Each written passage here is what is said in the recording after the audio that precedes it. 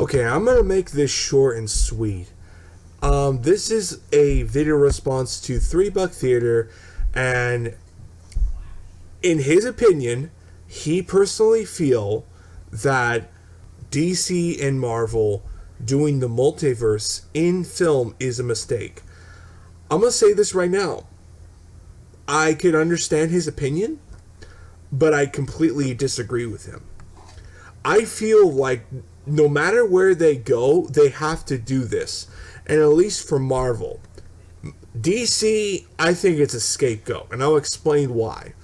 I'm under the opinion that Warner Brothers is not happy on the DC expanded universe. They wanted to get into Marvel. They wanted that money so bad that they rushed so fast. They went out of their way to do it, and it failed. When you have Justice League be a failure, that tells me that they did not care. And they screw Zack Snyder's vision of what he wanted to do in Justice League really hurts, in my opinion. Really says a lot.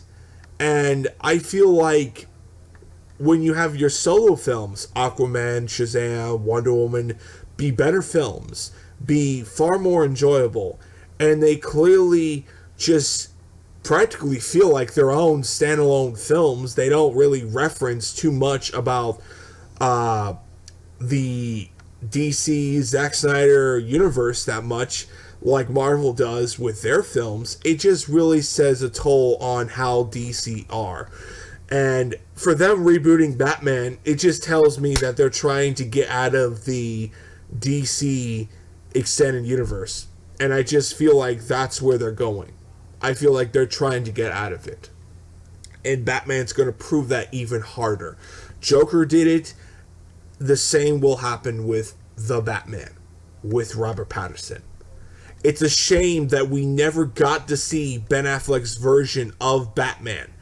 And the way it sounded on his movie, it was every Batman fan's wet dream.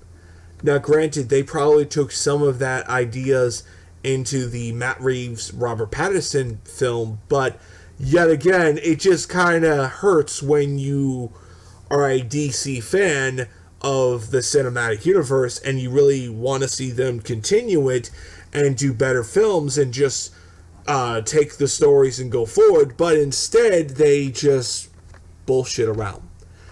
I feel like that's what they're trying to do. Now, granted, AT&T could be the savior of the DC cinematic universe, but I don't know about that. I don't know if they will do that direction. I don't know if they will go on that direction, but we'll see. As for your opinion about Spider-Verse, all I'm going to say is we'll see. We'll see.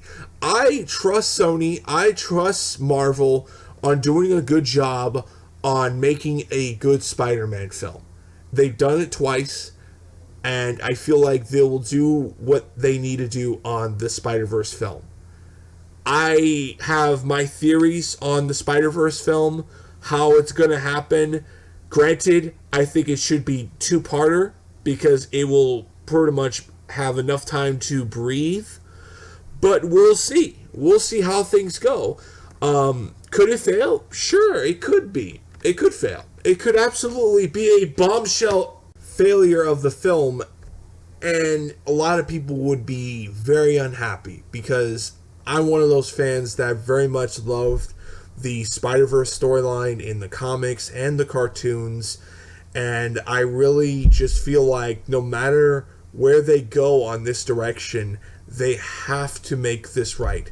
They have to make this to be a celebration to the Spider-Verse, or should I say the Spider-Man movies, because this is a celebration to all 3 Spider-Man films, all 3 Spider-Man franchises, and it really will say a lot. Marvel has made history for a lot of good things. This could be their biggest disappointing failure of a film. We'll see. I'm very much looking forward to their film. I'm very much looking forward to a lot of their shows and TV shows and all that crap because I'm a Marvel fan and I love Marvel. comics in general. But for you saying the multiverse on Marvel's end is a bad idea, I strongly disagree, because in a way they could solve their problems in the multiverse. Because the reason why I say that is when you have Captain Marvel, Eternals, pretty much be before the events of the Infinity Gauntlet saga, it kind of hurts your story, what you're trying to tell. Now, granted, they kind of did the same thing with Spider-Man, and I'm sure they'll do the same with Fantastic Four. But I will say those characters are very easy to establish. But when you're establishing Captain Marvel, which she could have come in any time in the Infinity Gauntlet saga. She could have came in the first Avengers film. She could have came into Age of Ultron. She could have came in some of the other films like Thor, Dark World, or whatever. There's a lot of things that I feel like she could have popped out any time period in the Marvel films. And it kind of hurts the Marvel universe that they're trying to tell, because you're telling me Nick Fury had a plan B, and that plan B was Nick Fury. You're telling me that the Eternals was pretty much there in the Marvel universe, and they didn't do shit during the events of the Infinity Gauntlet saga. I mean, come on, seriously, it really hurts your universe. It really kind of pisses me off that they doing shit like this, because it makes me kind of feel like, the Eternals could have showed up anytime and just annihilate Thanos. And that shit bothers me, because that really makes me feel like, why should I care about them? Because they could have prevented all the events on the Infinity Gauntlet saga from Thanos. They could easily take him out. If they're that powerful, they should have been in the Infinity Gauntlet saga. That shit bothers me when you have big, powerful characters and it's before the events of a specific storyline. And for example, from DC side, you're having Wonder Woman swing from lightning and she's facing Cheetah in Wonder Woman 84, and you couldn't tell me she couldn't have done that in Batman vs. Superman or Justice League. It just fucking hurts your universe. It makes your movie look like shit.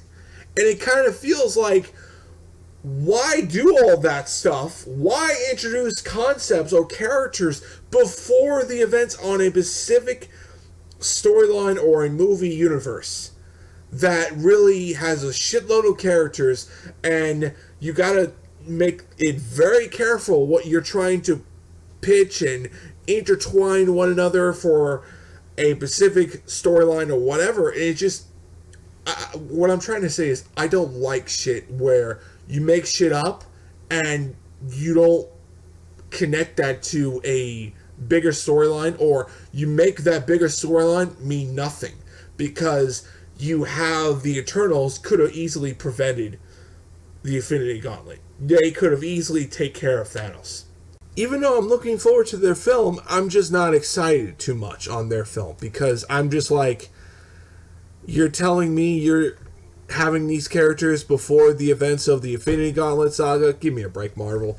And that really kind of rolls my eyes on that. I feel like the future should be going on Marvel. With Marvel, for them doing the multiverse, they could easily introduce the X-Men, because that's the same thing with the Eternals that I just literally explained. You're telling me that the X-Men race, the mutant race, was in the MCU this entire time. It really will pull my hair, because now you're in a pickle hole that you can't get out of. Now you're going to have to answer that question. Where was the mutant race? Where were they? Where was Wolverine? Where was Professor X? That will be the biggest question mark.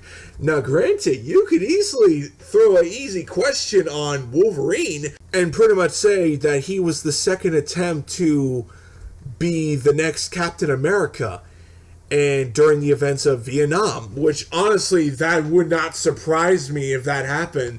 But I mean, in my opinion, I want to know, where was Professor X and Magneto? And I hope they do a new direction.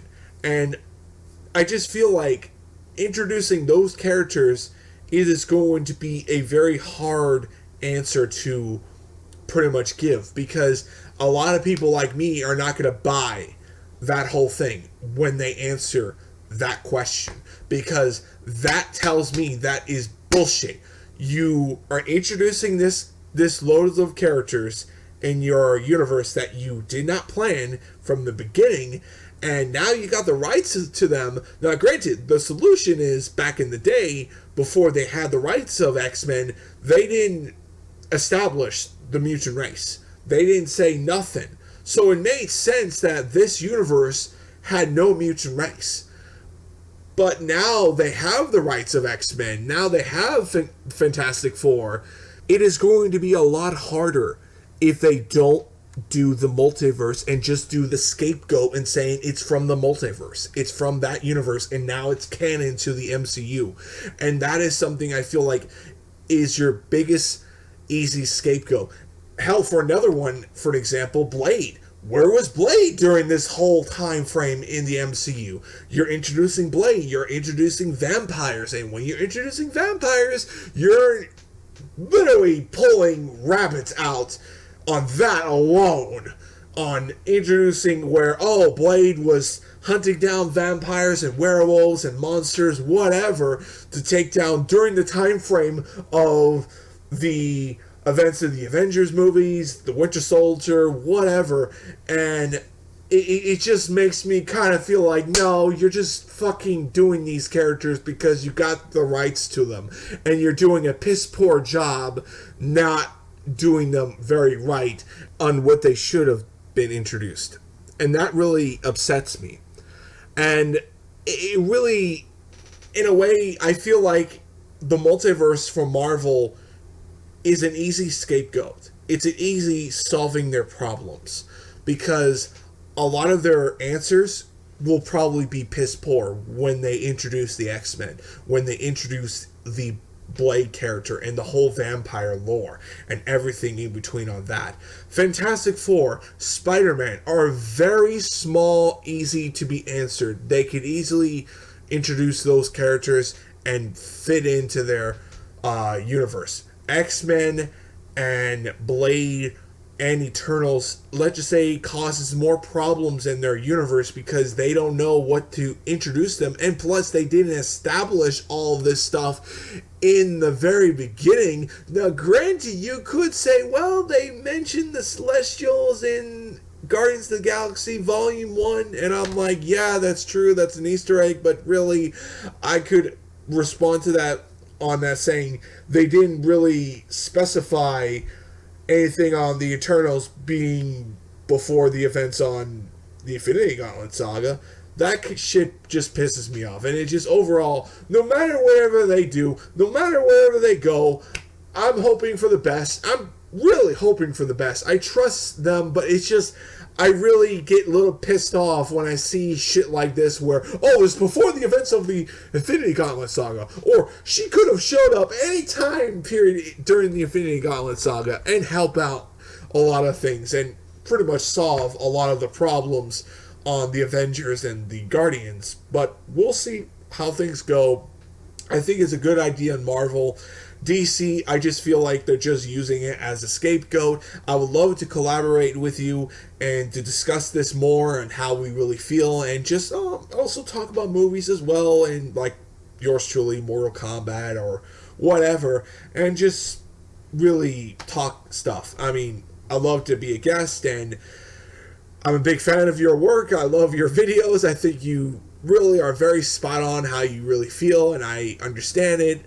I disagree on some of the things you say about Spider-Verse. However, I'm sure you're probably going to disagree with me on Eternals and everything in between on how I feel about Marvel on pretty much doing movies before the events of the Infinity Gauntlet saga, but yet again, that's just me. Anyway, I'm done now. I gotta go play some Marvel's Avengers, and yeah, I'll see you guys later.